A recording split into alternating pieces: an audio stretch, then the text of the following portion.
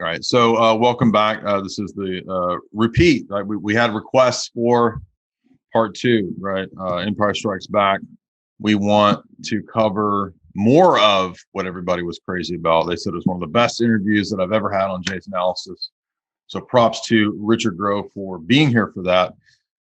And we're just going to continue with it, right? I mean, I think we talked about last time that you can't really smush all of this into 2 hours. So I think we want to hit on stuff that we didn't hit on before. We want to tie it into some of the more recent news with this big alien psyop, which we've been covering on my channel for the last few weeks. And we want to talk about maybe some other Hollywood films too. Richard mentioned discussing Brazil, Terry Gilliam. So those are great, tie-ins. And we would have been live, except that, as you know, I have a ongoing problem with Streamlabs and Mac. So this has been a problem for a year. Most of the time, it works to just restart the Mac and then open up Streamlabs about 5 times, and then it finally opens. But there's about a weekly update with Streamlabs. So every time there's a new update, it doesn't want to open. So now, after 5 reboots and 5 their attempts at opening it up, it just won't open. So we're going to have to move on and just pre-record it. So thank you to Richard for being willing to be patient with me and engage in pre-recording. Yeah, I mean, I run a tight schedule every day, all week, all month. And when you were having problems last week, I was like, oh, it's no big deal. It's just tech gremlins. And then this week when it was going on, I remember when we started streaming back in 2012, because I had just done podcasts and films for years. And then I was like, oh, now they have this thing called Ustream, and it's like your own TV station. And I had so many problems with that I used it for like a year or two. And then I swore that I would never live stream on that software again. And I didn't.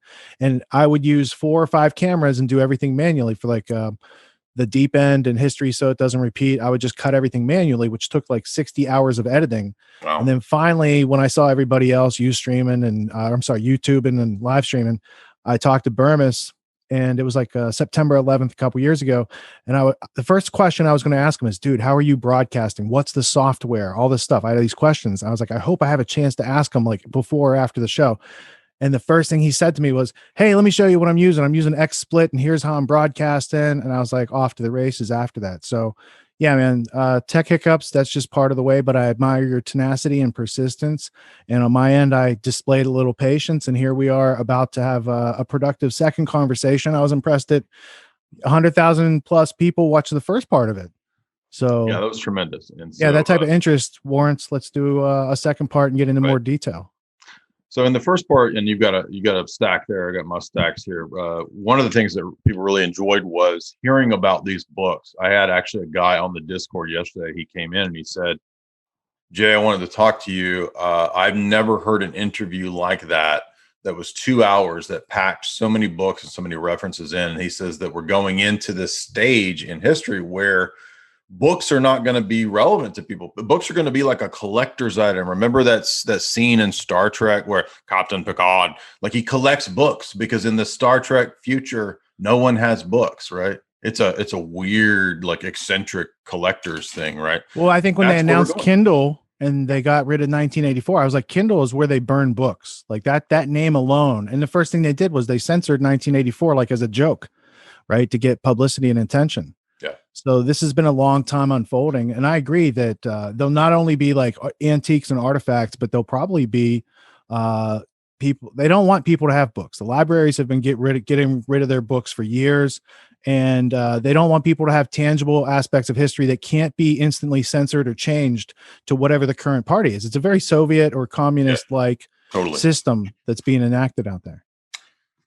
Yeah, I was thinking of, if you noticed, with a lot of our assets and things that we put value into, whether it's pictures, whether it's music, right? It's all moving online, and that can be fine for ease, convenience, and this kind of stuff. But again, there's a huge danger in this. When you have everything on these digital platforms, it allows, as you said, for many, many years, Richard, the ability for them to censor, delete, control, and basically erase, right?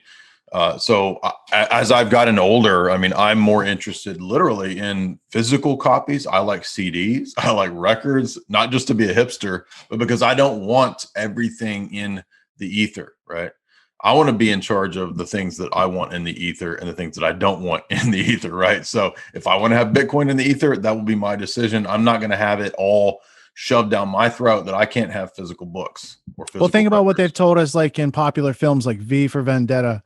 And the underground, the story is that the virus came through and then tyranny happened and they had to do it for people's safety. But who was the news broadcaster? Steven, he's an actor. What's his last name? He takes her underground and shows, like, here's the records, here's the art, Right. here's all the stuff that's banned. And things like that are in Brave New World in 1984, where the elite always have access to the art and the information and all these sort of things that they're allowed to think for themselves, whereas the masses have to be controlled.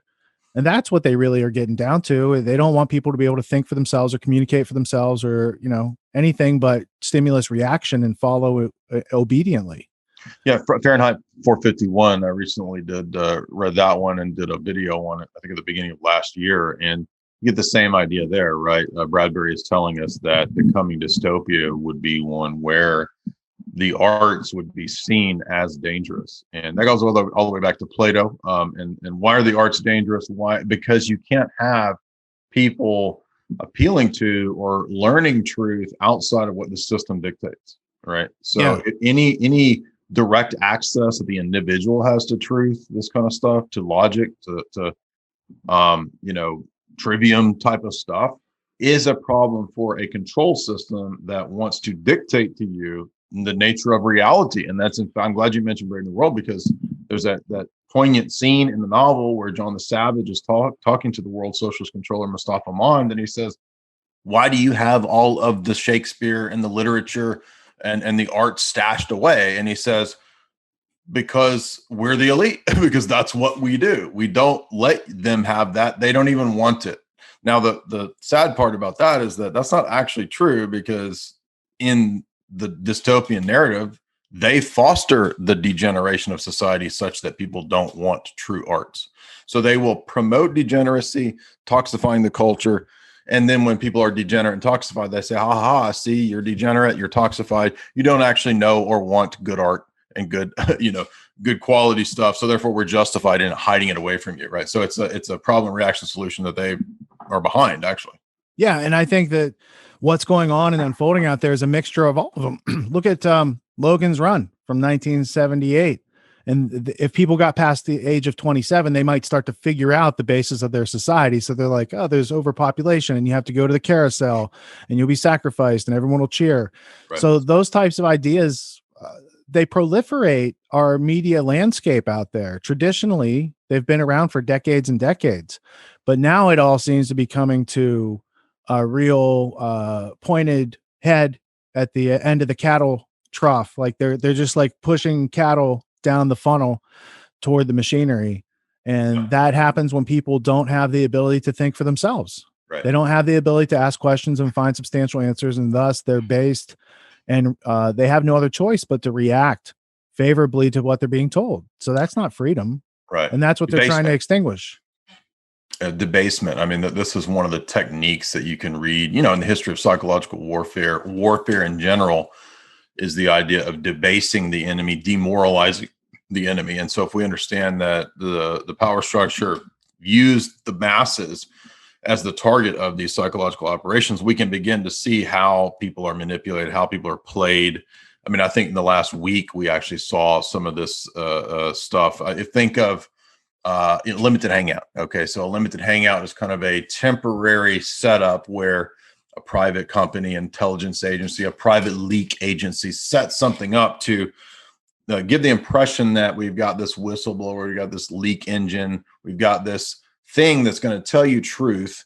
It has an expiration date, and it really exists, within a time frame to target or to demoralize or to undermine some other type of thing. So it's usually not really it's not there for the purpose that it pretends to be. And I think, for example, QAnon is the most recent example of an obvious limited hangout. I followed it pretty closely, not as a believer, but as a critic from the beginning of it in 2017. The only reason I bring that up is just that we've seen a 2017 to 2020 kind of psyop of this arc of storyline that's told about the deep state patriots that are going to do this great coup, and it's going to be this and that. And it's just kind of leaving these breadcrumbs. You know, you've got boomers putting on their decoder ring every week to figure out the grand narrative and to decode this mystery message. And it was so obvious on the face of it that it was a long-term or a short midterm limited hangout that served its purpose, led a bunch of so-called patriots, I mean, sincere people, right, into what was kind of a trap. I'm not blaming Alex or any of those people. I'm just saying that overall, it was pretty obvious that it was a kind of a trap to make a group of people look bad, who may or may not have been sincere, depending on who we're talking about in the midst of this, you know, Trump support group. And I think it's a mirror to what you look at with the BLM and the riots and protests that we've seen on the left, right? So on the right wing, you've got this guy who's a shaman, right? And he appeals to the people that are the white patriots. And then you've got over here, the BLM people who are into voodoo, literally. So you've got religious ideological manipulation for the left and the right in these two, you know, fake things. And it's just a perfect example of how you can manipulate with dialectics, how you can utilize ideologies as warfare, ideological warfare, Weltanschauungskrieg, right? All this kind of stuff. So what we want to talk about, I think, what we want to dissect is understanding those things, understanding paradigms, worldview warfare, how not to be duped, how not to be tricked into, because it's like a minefield, right? It's like, you know, let's say you're red pilled, right? You're new to this stuff. Like you're just looking into the stuff Richard talks about, what I talk about. What happens to a lot of people is that, and it's happened to me, I'm not excluding myself, like you get distracted, you go off into some niche and you realize you were wrong. Oh, I believe something silly about this or that, right? There's all these kind of traps. And so my question to you at this point would just be, do you agree with that like when people wake up to stuff, there's kind of another like pen for you to be corralled into, like to, oh, come over here and believe this crazy thing. Oh, you believe that? Oh, no, come over here, right? It's like a carnival bark. Oh, come over here and believe this thing, right? Do you see what I'm saying? Yeah, let's say hypothetically, there's a power structure, and that power structure has an intelligence structure. Anybody who starts to talk about that, the intelligence structure has an immune system. And it would be psychological warfare. And it's not just intelligence. You got military as well. And there's a long history of these things. So if you're just watching the news and believing what you see, you're pretty much blue pilled because you're not asking any questions. Right. And then people get red pilled. They start asking questions. Then there's a convenient red herring trail of here's some false information that kind of looks like the authentic thing. Right. And newbies not knowing the difference, they follow off on it. Or even we experienced researchers contemporarily forget to ask the questions or find the source and geez, that wasn't really true. Let me retract that or whatever. So the ability to ask questions is the consciousness part. And that's where you're questioning the system, questioning the nature and history and evolution of the institutions around you, just to be an educated adult human being. We don't get these rites of passage through schooling because it's not a real education. And so doing it for ourselves at any given time in life, they've just termed red pilling, right? The people who don't question any of the official narratives, they're called the people who consume the blue pill because they choose not to ask questions. So it is a choice, like they said in that film. So that idea of asking questions, finding answers, that learning, training your brain, how to learn, how to identify that which exists, that which does not exist, and dismiss it as arbitrary and move on, is a very powerful thinking skill that they definitely don't want individuals to possess. They want you to have the group think, and not the good kind of group think where brilliant ideas are thought of that an individual didn't come up with by themselves, but it comes together, right? So there's good aspects and bad aspects, but the military intelligence, psychological warfare aspect, they're using tricks on an audience that's not questioning their way out. And thus they always become under control. Just the same way that literacy is a form of slavery until a process of critical thinking is consistently applied by the reader. So without that balance, we're left with one side of the story. And when you describe those two opposing sides, yes, they are artificially created opposing sides, played by a third party or even a multiple, party outside of that that's benefiting from those dynamics.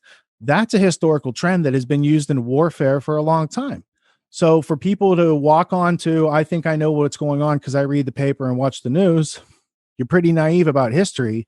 Definitely not going to get that type of history from those legacy dinosaur news channels. Right. And until you learn about what are the right books to read to learn about individual liberty and responsibility, self-reliance, and these sort of things, and what has happened credibly that they've taken away from the story, because if they put those pieces back, you'd know too much about how things actually work. So it's those dots outside of those narratives that do exist and do have artifacts and evidence that I think are extremely important. And I've tried to collect as many of the hard copies and first editions of those artifacts. And the more you look into them, the more there are. It's not like if it's fake, you scratch the surface, there's nothing else there. But you go from Quigley into Sutton into Porter Sargent and a whole bunch of other writers who have described it. Who's the other guy? The Power Elite by C. Wright Mills back in the 50s. There's a bunch of people who've described the power structure, and sometimes it's them themselves at the Carnegie Endowment, or the Rothkopf Superclass book, where he's like, there's 5,000 people that run the world and you didn't vote for any of them, Yeah. So there's a lot to be learned before you take action. Man, you're really good at being lucid, like, and clear. Like, you're a really good orator. And I'm not just blowing smoke up your butt. I mean, I go into Spurg mode and I like start going, like, and my mind just kind of goes crazy. My mind goes faster than my mouth and I get all tripped up, but you're just like, it flows. So you're such a good speaker or orator. I have to give you props for that. But let's take a couple things that we mentioned and touched on last time that we didn't go into a lot of depth with. And another, like, so we were talking about manipulation through like QAnon and these different kind of shady groups. One book that I was not aware of that my wife hit me to that she had read a long time ago was H.G. Wells's book on philosophy and religion. And you might think, well, who cares? Why is it such a big deal? Well, if we think about the way that H.G. Wells, as like one of the master propagandists of the 20th century, the way he saw religion is that he saw it as a tool to manipulate people. So my point in going into this between you and I is not to debate religion, but to look at it from the vantage point of worldview warfare and psychological warfare and see, how do the elite view religion, regardless of what you think of it or I or anybody else. What's their vantage point? Well, we know H.G. Wells wrote a book called God, the Invisible King.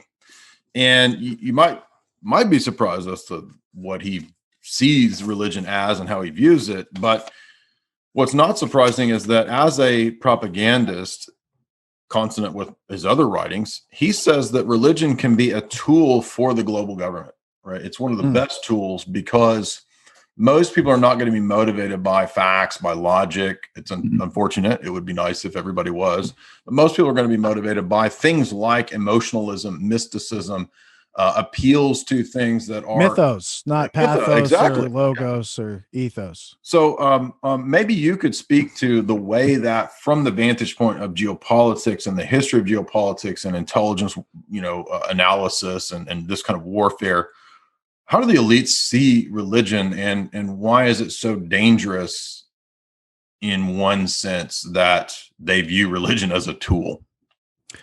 Well, religion's a form of control outside of the state, so it's always kind of a threat. And when you talk about H.G. Wells, I go back to, how did he start his career? He was mentored by T.H. Huxley, Darwin's bulldog. He was a eugenicist and Fabian socialist. And then he worked in psychological warfare, oddly enough, in World War I, and continued to kind of play that role outside of that. So his books can be a description of propaganda or his behind the scenes, because like his experiment and autobiography, he talks about sitting in with the roundtable meetings and knowing these people and their plans and this sort of stuff. So to go back to how the elite see various religions, they see them as jars of people with handles on them, most likely, because what I know after that book that you cited, what year was that written in? 1917. All right, 1917. By around World War II time, 1938, 1940, you've got Alan and John Foster Dulles and the World Council of Churches and MI6 and CIA and OSS, because CIA comes after OSS, but it continued. This control of, if they can control the religious leaders of various sects around the world, then they can control those populations of congregations.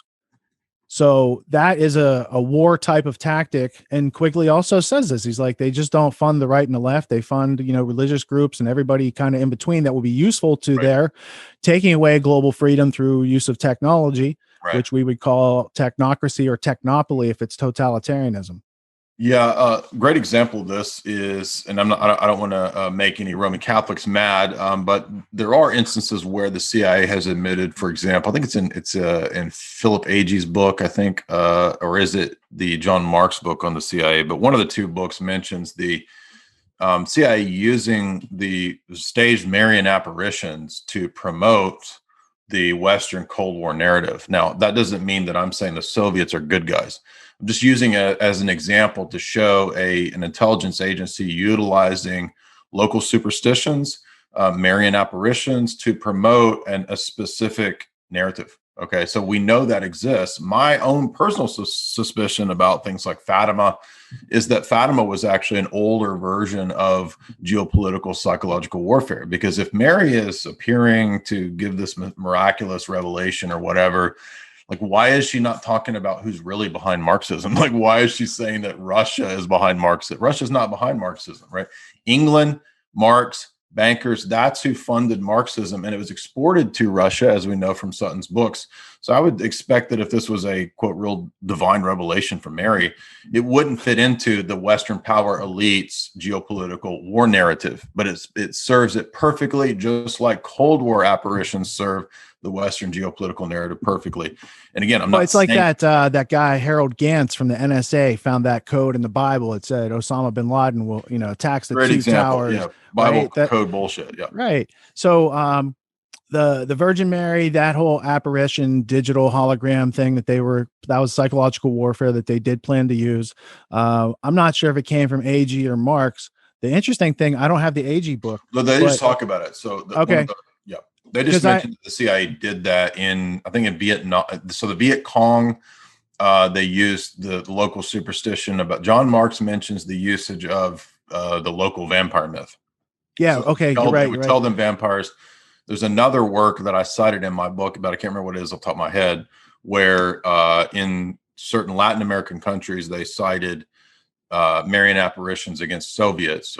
Mary has appeared and she told us that the Soviets are godless, like this kind of a thing, right? Medjugorje. Oh, I forgot. Medjugorje is another one of these Cold War apparitions that just pops up to tell the Catholics to beware of the atheist Soviets. Okay. So, and again, I'm not saying that makes Soviets good. I'm just saying that that's obviously a geopolitical narrative that's made up. And the other piece that fits in with Agee was his counterpart, William Bloom, who wrote a whole stack of really good books that I have over here that Oliver Stone used to help write his History of the United States series. Interesting. And it's interesting. Bloom actually did have some interesting thoughts on aliens. That's going to be a topic later in this episode. Yeah. So the apparatus of intelligence has always used deception, misdirection, fears, unknowns, things that can't be tangibly proved or linked back to them. And so it's not the Americans or the British or Anglo-American establishment propaganda. It was the Virgin Mary who appeared to these people in Central America and said, the Soviets are godless. And you're right about Marx and communism, that whole sort of situation. Marx was employed by wealthy, rich white men. And they were anti-capitalist because capitalism was how America got away from the British Empire. And by this time in the 30s, they're looking for a way. They had just lost the Battle of 1812. And they're like, hey, we can go after them economically. We can do that through the banks and we can do that through ideology. And then that ideology was trickled in and then it was tested successfully, they would say, and as we would say, democide in the Soviet Union and the People's Republic of China, the CCP, Chinese Communist Party, which still exists today. That's still going on. They still have things going on antithetical to freedom. And now it seems that they have enough influence in this country that they have control of the media and the politicians and basically can say anything they want now, which is nice because YouTube doesn't recognize sarcasm. So we have to say, this is very nice. Just kidding. Yes. So we've got this idea of worldview warfare. We've got this idea of manipulating the unknown, right? You can talk about the beyond, right? Invoking the beyond, invoking the unknown. This sort of utilizing these things as strategies and techniques. If you go back to, there's a great chapter, for example, in Machiavelli's Art of War. So Machiavelli wrote a book like Sun Tzu's Art of War, but it was updated for the warfare of his time. And book 6 is great because chapter 6 just gives you all these different tricks you can use, right? And what I'm getting at is that these are the tricks. When you realize these tricks, you can see that they're the tricks that the establishment plays on the masses, right? So that's what we try to do, is educate people to get them to where they can recognize this stuff and not be duped by it. Because, this isn't just an intellectual thing. This is what we're talking about. This kind of stuff, I mean, it can mean your life. I mean, it's your health, right? It's your mind. You can lose your mind. You could lose your health if you don't listen to red pill material. I mean, imagine just going along with the narrative of big pharma, right? Imagine just going along with all this stuff. It could literally mean your life and your health, your future, your progeny. One thing I wanted to ask you about that I don't know your view of, but I tend to believe, I don't know if you're familiar with the Dr. Richard Day tapes. Have you heard those? No, I haven't. So I think they're legitimate. And the reason I think they're legitimate is that I've listened to them multiple times through, but basically it's just a guy who says that he was at a high level Rockefeller meeting in the late 60s, which would be the CIA's, it loosely attached to the CIA's mind control conference that happened in California in 1969. Attached to that was this other project of the Rockefellers, and the head of Planned Parenthood at that time, Dr. Day. Now, the guy who gives the tape message was just at the thing. It's not Dr. Day himself, separate guy. Right. And he says, I was at this meeting. It was a secret meeting for the top doctors and MDs in the country. He doesn't say how many, but he says, I'm going to tell you. And he went to this pro-life league where he explained all this. And he says, I couldn't believe what I heard, but I heard basically a weekend's conference lecture about the future of America. And everything that we are seeing nowadays rolled out, from the war on drugs to mandatory vaccination to chips, all of this stuff was laid out in the Day tapes. It's called the New Order of Barbarians. If you want to hear the Day tapes on YouTube, they're still there. That they've been around, floating around since the 80s. And it's one of the best examples of demonstrating the continuity of this plan from the 60s to now, right? We know it's Rockefeller funded plan. It's all laid out. I mean, even to the extent of pressure from above, pressure from below, pitting society against each other, and all of it intended to integrate us into the global government. That's the whole point of all of this operation. And there was something you said. Oh, I remember what it was. One of the things, this blew me away. I couldn't believe, and I can believe it, but it's just I can't believe that it's like this. One of the things he said, Richard, was that in the 60s, the late 60s, they already determined and stated at this meeting that it will be necessary for emissaries to go to libraries and universities and public libraries and remove books that they intend no one to ever see again. In the late 60s. Now, again, if you doubt what I'm saying, go listen to the Day tapes. Everything he says in this lecture has come to pass. So we know this is legit. This is not far-flung conspiracy bullshit. This is real. I was going to say, that's how you tell. It's separate the message from the messenger and then time test it. You can do that with Kay Griggs. She had this whole message. It was 5 hours, and I didn't know what to think of it at the time. But as I grew older and was more familiar with the people that she was talking about, it made a lot more sense. So there are these instances. There was a guy named George Washington Hunt who went to Agenda 21 meeting, United Nations. It was the unsaid meeting. And he's at this meeting, Edmund de Rothschild got up and said these things. And I was like, I don't know if I believe this guy. And then I saw the videotape of just the thing he was saying. I was like, okay, so these things match up. So when you find congruency, that's truth. Right. And, nature doesn't have contradictions. So it's in finding these contradictions and asking the questions how does that fit together? And if time has passed since the Day tapes and they, what we know today makes them relevant. It's the same way as McCarthyism in the 50s was frowned upon, and McCarthy was a dick. But what he was saying was actually true, and it's proven out by something called the Winona tapes and the transcripts that came out in the 90s. They didn't have the computing power in the 50s to actually process. And when they decrypted and processed, they found out a bunch of these people that McCarthy had noted were communist. And I had already done research on those people. And when you go back, it goes to British intelligence and communist spies that are used for the British to spy in America, but they're Soviets. So if we catch them, they're the Russians. They're not really. And then you have Kim Philby that takes over that whole branch, and then moves over to Russia to manage it. So communism coming from Britain, I think the bankers have always had a stranglehold on Russia, just in China, just the same way they did in India and America and most of the other countries of the world. Right. No, I mean, my take is that there is a kind of a higher group above that dialectic that funds it, aids it. There are disagreements at times amongst those groups as to how to get to that end game, but the disagreements amongst those higher level groups are all over the playbook. How do we get to the end game? Yeah. They're not disagreed over the end game. And who gets the most power through the playbook. So they have internal struggles. But as far as the money, like they don't need money to do what they're doing. Right. They need human beings to do stuff for money because they can print money out of nothing. Yeah. Right? It's getting people to do things that are evil for money. Right. That's the real trick. Right. Like people are out there doing evil things for Federal Reserve notes, killing, kidnapping, human trafficking, and those dollars are worth literally nothing. Yeah. And that's the big trick. People doing evil things for money. That's a trick. Yeah. Yeah. Now, but that what was so amazing in that day tape that made me think of, and I remember when I was re-listening to these a year ago in Florida, I remember driving around. I remember them talking about the section of we're going to have to send people out to libraries to remove and destroy books.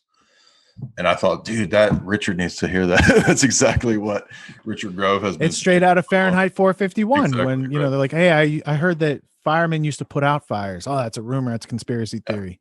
And it always made me wonder. I wonder what books he was talking about.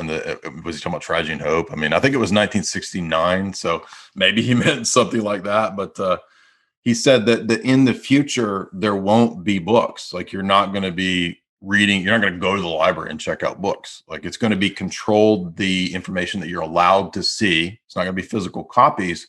At least that's their goal, right? It's going to be what you're allowed to see on your screen, right? And we know Jacques Attali says that in Brief History of the Future. He says, you want to have books, you're going to have a screen, and you're going to have a little bitch robot, rolling around, following you in the house, telling you, ordering you what to do. And he's going to be the way that you learn about the external world. Like, they're not even going to let you Google the internet. They're not going to, I'm sorry, did I say that? They're not going to let you query the internet to find your info. They're going to want a proxy. They're going to want an Alexa or a Siri or a Cortana in between you and the actual data. So we might have lived at the high water mark where we had the access to the most data and most freedom. Right. And now these people are like, no, we don't need you to have that anymore. We have what we need as far as robotization, and everyone's under control, wearing 2 masks now everywhere. So really, we don't need all you guys anymore. And oh, by the way, we wrote about that in Limits to Growth and Club of Rome. And this is not new idea, that they're bringing about. And that was part of the founding of Klaus's World Economic Forum was Aurelio Pache, who Club of Rome. And then the other guy, the Prince Bernard, the SS officer. What a wonderful group of people to make a great reset for the world years later in their image, right? So they're dead. Those guys are dead. But yeah, the great reset that Klaus is commandeering is inclusive capitalism on freshly minted steroids and bottomless pits of trillions of dollars being coined just because of, they can. Right. Another book I know you know of, but it's kind of overlooked in a lot of these analyses is Charles Galton Darwin's Next Million Years. And it has these kind of sci-fi scenarios of Great Reset. I mean, he said he's trying to project into the future, right? Like how the species will evolve in the next, quote, million years. He says that the Anglo-American establishment elite are the ones who are going to commandeer the evolution to bring us to that point where man evolves to be basically gods. But what's really, in one way, surprising and not surprising is the admissions in this book about who's really doing this and what it's really for. And I mean, even to the point where Charles Galton Darwin says basically that this is just an evolutionary mechanism where we think we're going to, as European bloodline nobility, control the future. Like he literally says, we have special blood, magical blood, and that's what gives us the legitimacy to run the future in a million years. And so because of that, we have the right and the mandate of nature There you go. There you go. If you got the mandate of nature, I mean, what are you going to do from there? Right. It's like you got to do it. You know. He says, and we'll evolve into separate species. This is where that famous BBC article of the Eloy and the Morlocks. Right? We're going to evolve. I mean, you look at these people, right? Look at Bertrand Russell. Like, he doesn't look like some shining, you know, Aryan blue-eyed god creature. He looks like a goblin, a turtle, right? That's the irony, is that. But anyway, point being is that this book, written in the 1952, you know, by somebody from those inbred families. I mean, he's talking about weather control. He's talking about playing God. That's all they do, man. Right. That their whole thing is they're better than God, which is convenient for their position since they don't believe in God, or at least T.H. Huxley, he was agnostic. He was like, I don't have enough information to make heads or tails yet, right? Mm-hmm. But the rest of the people were straight up. They believe they can be God. They believe that they can remake the earth in their image. And there's no way that they could get their communist, totalitarian, technocratic utopia without putting out a great reset, because people wouldn't adopt it normally. It's like putting a collar on a wild animal that's free.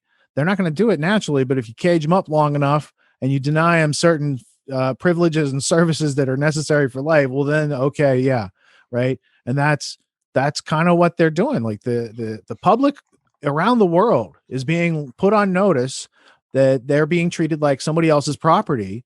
And that's antithetical to the nature of freedom. Freedom is the absence of slavery. And what they're making is more and more totalitarian, taking away of people's rights, which is slavery and theft, right? All the Chapter 10 Commandments 6 come down to don't steal, right? Right, exactly. Chapter 6, he says, we'll just create a world religion. It'll be a blending of all the religions. It'll be a new global creed. We'll control this world religion. Who's saying this? This is C.G. Darwin, chapter 6. All right, because H.G. Wells says the same thing. He said we're going to create a new world order. It's going to be a world religion. Yeah, yeah. So I'm just showing continuity of plan, right? 1917, he says this. 1952, he says this. They're in the same circles.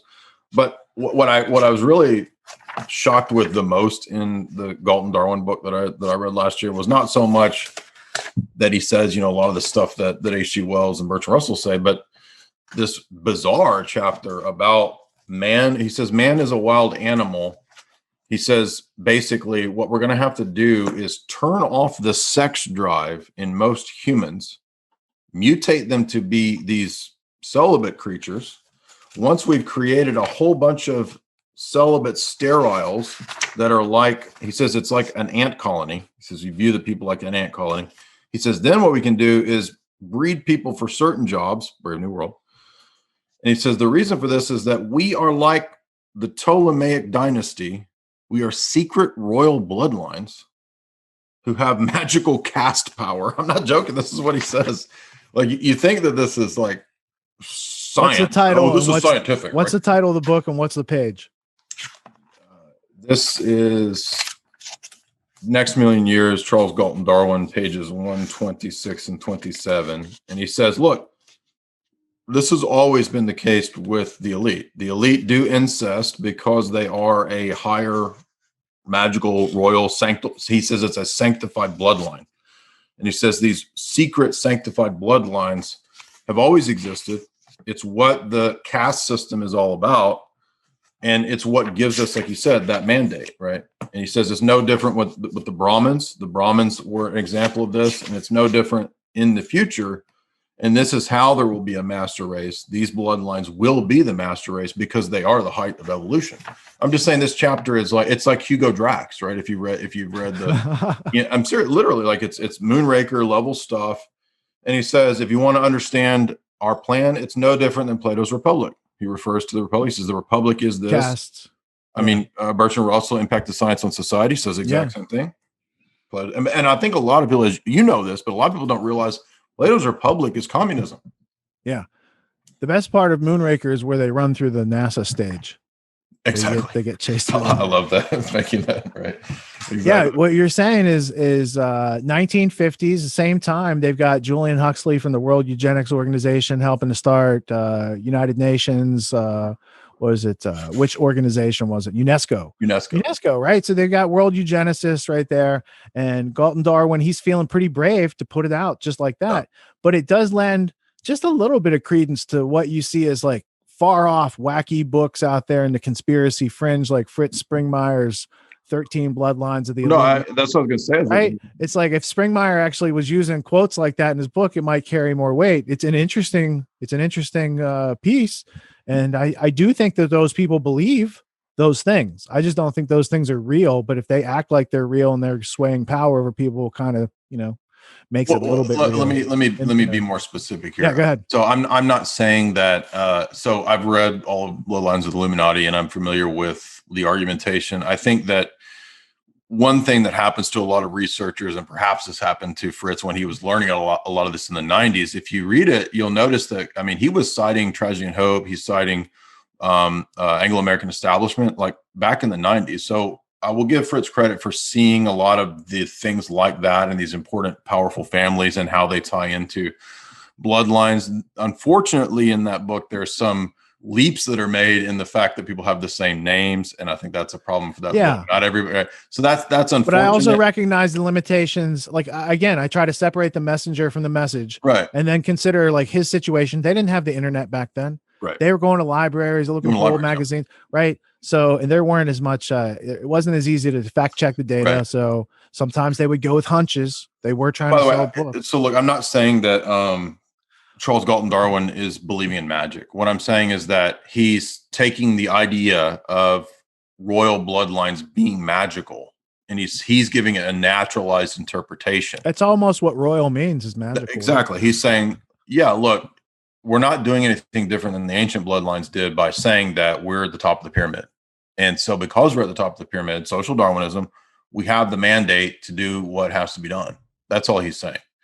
I'm just saying that it was just funny to see him appeal to magical bloodline in the ancient world and say, we're that now, and that's our mandate. And that vindicates what we do. I'm not saying that Charles Galton Darwin believed in magic. He didn't. I'm not saying that. Well, at that point, there had already been like a merger of British Israelism in like 1910, 1912. So there was, because that was, a belief that the royalty in Britain gets their royalness from King David of the Bible. And then by merging with people of the Bible, they're like, hey, can you substantiate our story? And will you substantiate our story? And it's like a merger of resources and power. That's a great example. I actually have had debates and arguments with people who believe and the reference would be the British Israel World Federation, and you can find it in the older Encyclopedia Britannica and the Jewish Encyclopedia and references like that. I think that's and I actually met people who I think were in British intelligence still that believe this goofy narrative. But one person that I met was a very nice, sincere guy. I don't want to be mean to the guy. I think he legitimately thought that this is true. But I mean, if you do kind of have a solid background in biblical studies, I mean, that is just on the face of it really preposterous. I mean, there's no. It's like taking anything that in ancient history kind of has like a fuzzy kind of dark area where humans don't know, and then you kind of construct the narrative of, oh, look, like we have a red beard, and ancient Vikings had a red beard, and King David is said to be redheaded, so King David was a Viking. It's just made up, right? Like these kinds of stories like this. But again, the point that that's where the Church of England comes from, right? They're like, hey, we want something like the Vatican, but we want to own it. So they're like, let's make our own. Right, and it's a state-created church. Great example. Henry VIII doesn't get the divorce he wants from the Pope, so he says, "I'll just create my own church," and then you get the Church of England. So it's always had that imperial mythos usage. That's exactly what. And it has always like supported. The churches have always supported. In that case, Church of England's there to support the king. Affirm the monarchy in that case. So and it's also where you get Malthus. Malthus was an Anglican minister, right? So it's the religious arm of the imperium, right? And that's why it's always been full of Freemasons, right? Well, Malthus and those guys, Bentham, they all worked. John Locke, maybe I don't remember. Let me put it that way. The British East India Company and the college. Bentham, yeah, they worked for the East India Company college that trained all the administrators and whatnot. So there is, after the merger of England and Scotland to make Great Britain around 1804, that's what brings in Scottish King James and King James Bible. No, that's way before. What are my when was the merger with Britain? King James Bible, was it written before Scotland and England merged? That's my like 1517, I think. Right. So it was written before King James, before they merged. All right. So anyway, out of British history. Right. Well, the point stands, though, that basically just that the Church of England itself is a great example of a state-created church that's a functionary of the British Empire, and it's almost like the corollary to the Freemason lodges, right? I mean, both of these are functionaries of British Empire. One of them is more exoteric and one of them is more esoteric, but they're serving the same purpose, basically. Yeah, for sure. They got to find the containers for the people that fit in those containers. Normally, the people of the Church of England aren't the same people you'd see in the Masonic lodges studying ancient tracing boards and history of that sort. Now, in the last interview that we did, we were kind of going up through the 20th century, and we got to this point with Trajan Hope and Quigley, and we were talking about Roald Dahl, the Irregulars, Noel Coward. Aldous Huxley wrote a children's book too. It's called The Crows of Pear Blossom, and he wrote it for his niece Olivia, I think, 1948, something like that. Mm-hmm. So there's a lot of these guys that wrote children's books. Quigley's wife also wrote a children's book called The Blind Men and the Elephant, which I recommend because it's about the men in the room with the elephant, and they all think it's like it's communism. No, it's the Masons. No, it's yeah, okay. Yeah, right. And they kind of figure out the bigger plan. Of the puzzle, yeah. So there is a lot of interesting aspects of British intelligence, and they're shaping children's minds. I mean, Rudyard Kipling was one of the first. He wrote the book Kim, which was playing a game called Keep in Memory, and then Philby, St. John Philby, who was a famous British spy, named his son Kim Philby after Rudyard Kipling's Keep in Memory and trained him as a spy. So it was a spy training series. That's a great point. Yeah. By the way, Chitty Chitty Bang Bang, right? Ian Fleming, all of these kid narratives. Charlie and the Chocolate Factory, right. Roald Dahl, yeah. Well, so that people may think that's crazy, but no, that's absolutely. It makes perfect sense when you understand too the British intelligence attitude towards fiction. So if you go back to the origins of spy fiction, it's British spies, right? Who Graham Greene, people like this, who were publishing their novels. Conan Doyle, right? Because you could, Mycroft and Sherlock are more or less British intelligence assets. Mycroft, his brother, more so explicitly, but Sherlock is like the consultant to the intelligence agency. That's why they called their spies in America the Baker Street Irregulars. So the book is The Irregulars, and you have that by Jeanette Conant. Yeah, I'm just right, on your recommendation. Yeah. Granddaughter of James Bryant Conant from Harvard, who has a whole bunch of history associated with them. So she's a good writer. And what it goes over is the British had put spies in America prior to America getting into World War II for the purpose of making sure that all the Germans in America didn't back Germany for some reason and would back the British. They carried out assassinations on American soil. And it's a fascinating history when you start to dig into the names of the people like Evar Bryce, who was Fleming's classmate, also a spy, and what all these network did. And what I found was, once I mapped out and put it into a history blueprint, I'm like, okay, so here's all the people she's talking about. And then you start to see these guys show up. So there's a bunch of people that are surrounding Kubrick on his movie sets that are former MI6 spies that worked in, these operations during World War II, which I'm not saying it's nefarious. I'm just saying it's interesting. And then you see where these other people go off to. I was trying to think of any specifics, but I do have it for display in the blueprint. But I remember seeing there was these brothers that ran a film production company, and the British would use them to go into all these countries and spy under the name of making films, right?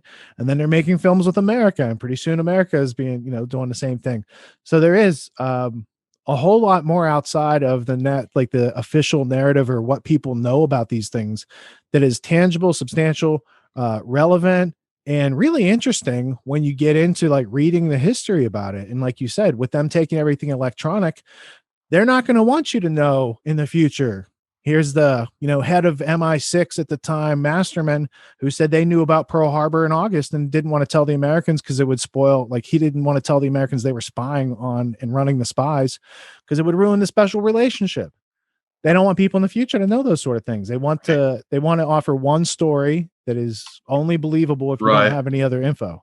And ironically, and I wanted to get to this point about movies, the movie that I went back and reviewed, Jamie and I just watched it, that is an actually revelatory insight into this period that you're talking about, is The Good Shepherd. And I know I'm sure you've seen it, but there's this excellent sequence of scenes where the Matt Damon character is playing kind of this early OSS CIA guy. Skull and Bones too. Right. He's inducted at Skull and Bones, recruited when he's at Yale. And what you just said about them being concerned about Germans and getting involved in World War II, there is this scene where his future handler guy, right, who's actually a blackmailed homosexual professor that's trying to recruit him, which is common in British intelligence history too. Yes, and he's communist MI6 spies. Yes, yeah. Well, he's trying to get to coax the Matt Damon character into becoming a spy.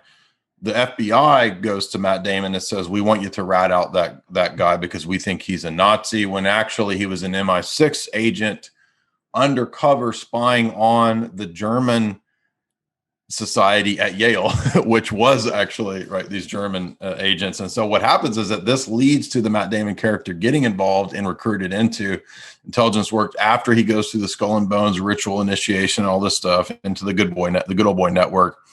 Then he goes to England to train in counterintelligence. And here's the great irony, is that who was the guy who was like flagging and picking him from long ago? The Oxford, the professor who is the homosexual who's blackmailed.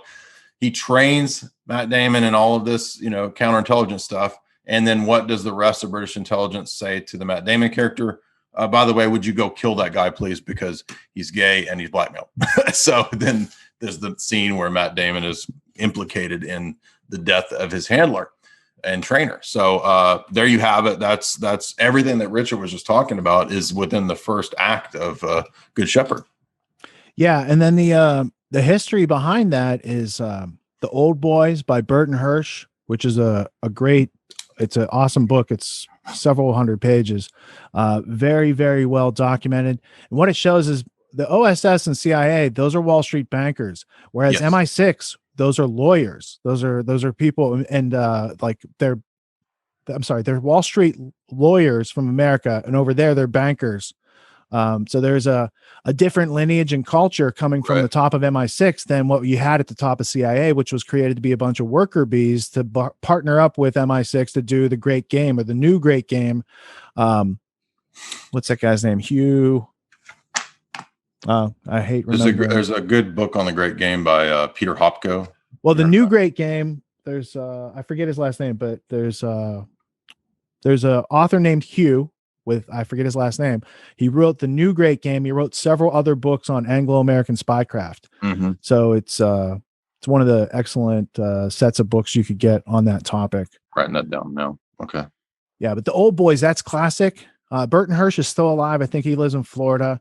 Okay. And reading that book right beside the Irregulars or those other, I mean, I probably have 40 books on these topics that I could line them up and say, if you read these books in this order, you can get a really good, clear picture of that which is obvious if you know about it, but otherwise people are bought into that doesn't exist. And how could it?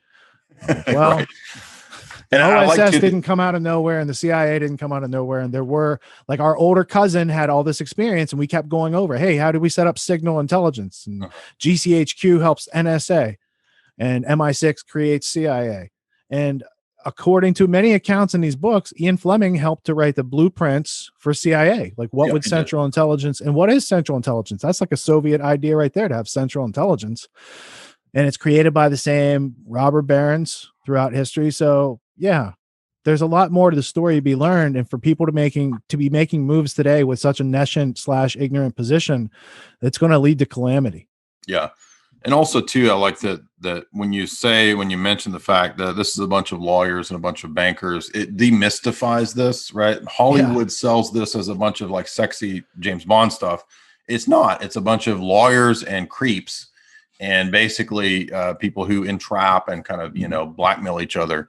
There's nothing sexy about that world at all when you read about it, right? It's just like there's the Copeland. It's human betrayal is what it is. Wisner, there's the guys from OSS that went in and helped to found CIA. I mean, there's a long, dark history associated with that. And when you look at the history objectively, it's like they were doing it under false beliefs, and that doesn't make it any better. Right.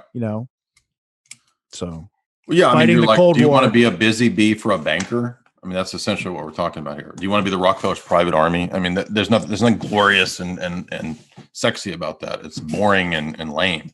That's very much what it is, because when you look into MK Ultra and who funded the sub projects, it comes from like bankers above intelligence, and intelligence is a working group for those financial interests. Exactly, and that demystifies it. Right? There's nothing sexy about that. Right? The East India Company needed to protect itself from competition and getting attacked, so they would have intelligence.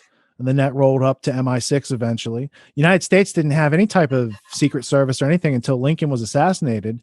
And then I've read through, there's it's called The History of the Secret Service, and it's by the first head of the Secret Service who was there to investigate Lincoln's assassination. And it's a really interesting book. Let me just say that. And when you follow like the history of that, the investigation and like the diary, missing pages, all this different stuff that happened back then, it's pretty fascinating. But at least now we still have multiple views of that assassination. In the future, with things going on, you're not going to have multiple views and pieces of evidence to check out, to ask questions. It's going to be the party line. The book says this, and if you go any further, they'll assassinate you, because traditionally that's what they do. In Brzezinski's Soviet bloc, he talks about how they killed 1 out of every 4 like party members once they took over. It's like they get rid of even their own people, they get rid of when they make successful transitions. So I don't know why people are backing these ideas out there, other than they haven't had the good opportunity to train their brain yet. And that's sad, and I feel bad for them, but I don't look forward to them taking away everyone else's freedom. That's not good either. Right. One topic, one area, I don't want to spring it on you, but I don't think you'll have any issue covering it, because you are very well read, very respectable in your scholarship, is the issue of it's an area that I've known about this area in the past, but it's something I'm diving into deeper more recently, just out of a fascination with mafia films and the relationship of the mafia, the different mafias, to the intelligence agencies. That's a whole other rabbit hole of its own, very similar to studying spycraft and this kind of stuff, because just as an example, the intelligence agencies might want to contract a hit out through the mafia. And there's been a lot of interaction in the past between the mob and the CIA, for example, especially during the Cold War. Just out of curiosity, is that an area that you've looked into much? Do you have any recommended books on that? I'm reading right now the Charles Ashman book, The CIA Mafia Link, which is really cool. But it's just such a fascinating just rabbit hole that you can go down on its own, is the CIA and the mafia. Yeah, dude. So I have many books on that topic. It's good you asked. I'm going to press this button and show you the history blueprint. I think really officially it starts in 1938 in the United Kingdom with organized crime. And then they bring it over in 1942 and officialize it. It was called Operation Underworld. So MI6 goes to Meyer Lansky and starts dealing heroin. Dude. And then they bring it over to the United States. And let me just right click on this. I don't know if it will show the right click in the properties. You just helped me understand something I didn't get. Yeah, the thought properties for this one is March 2nd, 2014. I put this thought in there. So I was reading some books. I learned about Operation Underworld. I put some notes right here. And then let's see. Then it ties into the heroin, because it goes back to the East India Company. The old British Empire drug networks. Right. So up here, you got Lucky Luciano, Meyer Lansky. We're doing business with MI6, and then J. Edgar Hoover later. But Hoover's compromised in the with the Nazis. Like they used him from a variety of angles. Office of Naval Intelligence was involved in the history. And then Sir William Stevenson, aka Intrepid, who runs all the British spies in America, is organizing this for the Double Cross Committee. So this is where it gets interesting. Let me click this thought, because this is how they controlled American intelligence. Let's see if it'll click and change. Lots of thoughts there. So the Double Cross Committee, or the Double Cross System, or the 20 Committee. Let me see if I can get rid of this right there. You can read about its history, but it's Anglo-American intelligence, specifically the people who knew about Pearl Harbor ahead of time and didn't tell the Americans. And so Masterman, John Cecil Masterman, was the director of MI6. Here he is at the time of World War II. And it's in his book, The Double Cross System, where he admits that they were running the spies that were doing the work for the Japanese. And the Nazis, they were running spies for all those groups. So. Okay. Well, that explains why you can get like, isn't it? It's he's an Oxford Don. He's in with the Reinhard Galen that trains Mossad. Yeah. That all comes from this double cross system. Gotcha. Right. So that's why they would have people select Nazis. Let me just get out of that. That's why British and American intelligence selected Nazis to preserve. And one of those groups was Reinhard Galen, because he had an not amazing in my terms, amazing in their terms, intelligence network that they wanted to preserve. And then they eventually used him to help train Israeli Irgun and Mossad, and help to bring about the same type of security tactics that they had in Nazi Germany over to the newly created state of Israel. Yes. This is why I didn't understand. So 2 or 3 years ago, I went on a tour, and I would actually recommend it. It's got a little cheesy, but it's actually worth doing this, given what you just heard Richard explain there. If you go to Hot Springs, this is the old mafia place where they would go on vacation and have meetings, Hot Springs, Arkansas. There is a bunch of mafia-related stuff there, so you can actually do a tour. I know it sounds cheesy, but it's actually worth doing, because they will explain to you the whole history of the mafia in Hot Springs, Arkansas. Why would they be there? Well, there's this, what I never understood on that tour is that they talk about one of the heads of the mob at that time, back during the JFK Sr., who was teamed up with Al Capone. Sorry, so JFK Sr. and Al Capone actually ran alcohol. RFK Sr.? John F. Kennedy's dad. Oh, okay. Joe Kennedy. Yeah, because Joe Kennedy Jr. got killed in Operation Aphrodite in 1943, where an airplane laden with explosives, remote control, blew up before he jumped off. Interesting. Otherwise, Jack would have never been president. Well, so this is how Joe was tied to the mob, and he ran liquor with Al Capone out of Hot Springs. And so, but what was the weird part was that the guy who was supposedly the head of the mob at that time was this British dude that lived out in the country. And I was like, what? A British dude running the mob at that time, right? This is, again, back in the 30s and 40s. Why was there a British dude running the mob? British were prominent in the South, too. During the Confederacy, they supported the South. So that's it's a British stronghold. And Solomon de Rothschild visited a bunch of Anglo-friendly families in the South prior to the Civil War kicking off. So, but what you said about Operation Underworld in you said 1938, the UK exported. That's the puzzle piece that I didn't understand in this tour. That didn't make sense to me, but that makes sense now.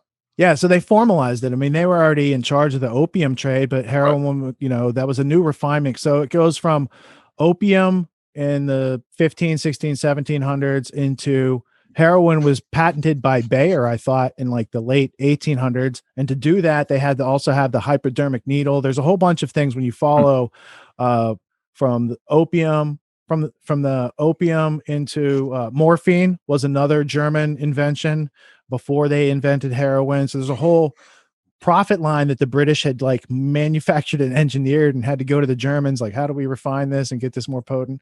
There's a whole history of that East India Company. Probably the best book that I've read several times is Dope Inc. by the Executive Intelligence Review. Right. Okay. Yeah. Yeah, that's great. And by the way, for those that don't know, when you get into that mafia angle, that's what you can go directly into all the P2 Lodge and the Vatican Bank stuff, right? And that's its own David Yallop and all that stuff. That's its own rabbit hole too, which is fascinating given the fact that the Vatican Bank has been run by the Rothschilds since the 1700s. A lot of people don't know that, but there's a Roberto Calvi might have found it out though before he was hanging under the Blackfriar Bridge like the fool from the tarot deck. Yeah, and if you watch Godfather 3, there's a reference to that. Immobiliare. Yeah, totally. Yeah. So there's a lot to that. So P2 Lodge is Masonic, but that's not like new to the Vatican. I mean, Vatican's got a long, strange history to it. I remember researching the popes one time. I was like, who are all the popes? Because I didn't grow up Catholic. I'm a Protestant, Presbyterian by birth. So I was like learning about the popes. So there's like Pope Julius II, Pope Clement. I'm pretty sure they were both Medicis, and they just bought papal clothes. There was a pirate before that was a pope. A pirate became pope. So it was like a thing that could be bought if you had the right influence. Right. And so I was like, wow, that's kind of interesting. And then moving up, the power of the money goes from the Medicis to the Fuggers, Fuggers in Germany. And then, the Borgias too. And then it moves over to the UK through the whole 1805 Prussian war against Napoleon. And they got to take all the riches from Germany and put them someplace safe with East India Company, maybe over in Britain. Or was it Nathan Rothschild? Is there a difference? I'm not sure where the separation is. Yeah, and a lot of people don't know about the spies that existed back then. There was a lot of famous spies. Sarpi, I think, is one from the Venetian black nobility. These spies, the people that were working for the Borgias, and ironically, a series that I didn't think I would find that interesting, but as far as I could tell, is pretty accurate because I have done a decent amount of reading on the Renaissance era papacy. Was that Jeremy Irons series that was on, I think, Showtime or HBO? I watched it like 10 years ago. Probably. Yeah, the Borgias, because so he's playing Alexander the Borgia, the worst pope of all time, supposedly. And I mean, I highly recommend watching that because it's so revelatory in terms of how the offices were bought, how the geopolitics determined all this stuff. It's wild, but you'll see that same pattern of how these offices and positions function today. And similar with that, the series, The Tudors, which was about, what was it, Henry VIII? And you could see the religious and the chancellors and the people and the power shifts and the treachery and that sort of stuff. I don't think that's historically accurate, but the notions that they're expressing happened in history as far as intrigues that went on. Question for you, maybe not. So a lot of my audience, obviously we do a lot of film deconstruction. I know we talked about discussing Brazil. We talked about Terry Gilliam. Before we get into some of that stuff. No, I was saying we're in a Terry Gilliam movie right now. You live in one. Exactly. Maybe beyond the kind of the obvious ones that everybody will mention, Richard, what are some of the films that you really find moving? Could be anything, but not the obvious ones. What are some films that you think are really powerful, moving, express important ideas? All right. So I'm going to go with Cry Freedom, about Steve Biko, who was the founder of the Black Consciousness movement in South Africa. And it's Kevin Kline and Denzel Washington, Richard Attenborough film from 1984, probably 1987. Not familiar with it. Okay. It's a fantastic film because you get to see what apartheid was like in South Africa and how people struggled to resist it and why the empire is so staunch in its positions, even though they're wrong many times over and over. I mean, in the same place that was colonized by Cecil Rhodes, where the British created concentration camps, Steve Biko grows up like 70 years later in an area of apartheid. And it's a true story. And you do get to see how that type of freedom mentality was treated by the empire. It's not that different than the story of Gandhi. And I know a lot of like other history about Gandhi. Like, you know, he told his wife, you can't have those drugs, but he took those same drugs to save his life. There's some hypocrisy in some of the people. So separate the people from the message. Gandhi's message was he had to make the violence of the British Empire visible to everyone else in the world for them to win. So there was a strategy behind it. So helping people to like bringing that injustice forth so other people can see it, so that British culture would say that is abhorrent and we have to stop doing that because they're letting people know we're doing that. That was kind of what the thing was, right? So that's being done over and over again throughout history. Yeah. So music and films, I've spent a lot of my life consuming, and some of it over and over. But that would be one. If I could say, just watch one film, watch Cry of Freedom and realize, or another one would be In the Name of the Father with Daniel Day-Lewis, because I remember that was a really visceral first viewing for me back in the 90s when it came out, because I had no idea that the British were treating the Irish like that. Like that whole war bombings going on in the 70s, right? And then I watched this other movie called it's a recent movie. It's about Cleveland in the 1970s and all these pipe bombs. There was like 36 bombings in Cleveland in the 1970s between these gangsters. And I forget who's in it, but Christopher Walken's in it. I don't remember the lead character's name as an actor, but that's another really good one. I like these films that show us what's been going on in our reality that we didn't know about, so we can act as if and not be so ignorant moving forward. Good point. Okay. Yeah, I'll check those out. I haven't seen any of those. Well, another question too I meant to ask you last time that I didn't get to was, we've been talking about sort of agents of the British Imperium. What do you think about the theory or the analysis that perhaps Gandhi or Blavatsky were UK agents? Have you heard this? Well, no, I haven't heard that, but if I think of it in terms of Gandhi, he was from South Africa. Indians in South Africa were discriminated against, much like the indigenous people from there. And I don't know if he could have gotten co-opted by the British Empire or not. I do have a friend who used to live here in Connecticut. He now lives in South Africa, and he was a mentor to Steve Biko, and he's Indian, and he's probably in his 70s now, but he was in South Africa when Biko was going to med school. They went to med school. I think they went to med school together. And my friend got marked as a political prisoner. Mm-hmm. He got exiled from South Africa. And then he wanted to discover, he's like, what is this force oppressing me and my people? So then he found his way in to Oxford and Cambridge and attained degrees from like all these highfalutin schools. He has a very impressive resume, all to understand what is the empire, how does it work, and go forth and do these things, right? So he and I don't really see each other eye to eye politically, because I'm pretty sure he leans left and he's communist. But as far as individual freedom and being anti-apartheid and having interest in what is this this supranational force stomping down freedom all over the planet, like he's a very big human rights advocate. I just, some people don't agree on politics, but you can still be friends.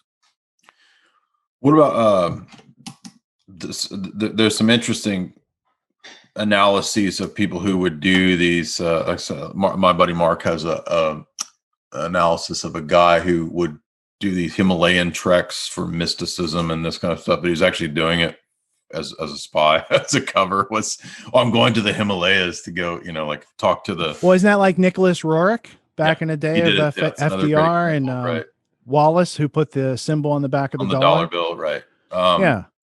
Anyway, so where I was going with that was that I wanted to ask you too. One of the best things that I have seen in years, probably one of the best TV shows of all time. I didn't think it would be Columbo. Rockford Falls. No joking. BJ and the Bear. That's a really good one. I could sing the song. Do you really remember it? Yeah. Yeah, I was like in third grade or second grade when that came out. It would be on at my grandma's house. I remember that. There's a trucker with a monkey. Who can't watch that? What better idea for a show than a trucker with a monkey? I made the model of it. The models they sell in the drugstore, the plastic ones, and you glue them together. Yeah. Once upon a time. The Americans. Did you watch The Americans? Yeah, I thought that was interesting too, and that goes on for real. Excellent. Yeah, they do. I mean, Soviet Union. Look at what G. Edward Griffin got Yuri Brezhnev to say, and he's like, "Here's the whole plan." Now it's back in the 1980s, and now people are passing around like, "Oh, look what's going on." I'm like, "No, dude, you should have looked in the 1980s or the 1990s or the early 2000s, because it's too late now. I think because they're already doing it. They're already doing it. Everyone's already double masked up, man. like the brain control is strong out there with some people because they're not using it for themselves. So it's going to be controlled by some other entity. Well, And Soviets, their technology, anything that's that focused and like despotic, it's going to have ruthless efficiency to it. Just like if you live in a country where you got hot water and you sleep under a roof, try fighting against the people that don't have any of that stuff. mm-hmm. They're a little more hardcore, right? And that's what the United States discovered in Vietnam. They're like, dude, we live like this all the time. We can take it. We're not going anywhere. We're digging holes, So you have to consider that too. One of the things that I thought was so profound about that show that I didn't expect was not just all the, interesting storytelling and the spycraft and all that back and forth, but the way the show, and I'm not going to spoil it if you haven't seen it, but the way that it ended, it wasn't the most, it was a somewhat fair portrayal of the fact that, you know what, in America, the ideals that we think we have nowadays, right? And this is taking place in the 80s, the collapse of the Soviet Union, versus what was portrayed to us as the enslavement of the Soviet Union, actually we're both kind of under two systems of slavery here, right? So that the Soviets, who are tempted as agents in the illegals program in the U.S., they're here, they're in the U.S., they grow up here, the children grow up here, and the temptations that they have in America are a flip side control system of what's in the Soviet Union. And I'm not trying to be unfair to, what America is supposed to be, right? As this small government, non-interventionist, classical liberal state is not what we have nowadays, right? That's not the present day America. America is becoming the new Soviet, right? It's adopting those. That's the irony of the show, is that you think that if the agents came to America, they would be free. And then here we are nowadays in a system where we're the new Soviet is what I'm getting at. Yeah. And America foreign policy was shifted in 1898 toward that which would eventually be merged with the Soviets, even though the Soviets weren't created for another 19 years. Right. So it was to get America off its isolationist footing of the Monroe Doctrine and to get in with what Rudyard Kipling called the white man's burden. And he wrote a poem to urge America into getting into a war that they didn't need to be into. And from there, it was off to the races because they had a big panic in 1908 where JP Morgan had to come in and save the bank. And then they said, these guys have too much power, so we should give them all the power in 1913 after they said no to the Aldrich Act. And then you're off and running into World War I. And then they changed the attitudes, values, behaviors, and beliefs of American citizens to be very much in a wartime economy, even when the war ended. And that was the answers to the questions that the Carnegie Institute or the Carnegie Endowment had asked in its meeting minutes in 1908, 1909, 1910. How can they take over? And they took over statecraft and education. And then from there, you have what we have here today. Complete, not failure to communicate, but censorship because you communicate. Yeah, exactly. You've got some awesome stacks of books there. A couple of I see that I don't have. Why don't you want to run us through some of these recommendations that you've got here? This is one of the things that people were really looking forward to. Was I've never even heard of these books. You guys are talking about awesome stuff I've never heard of.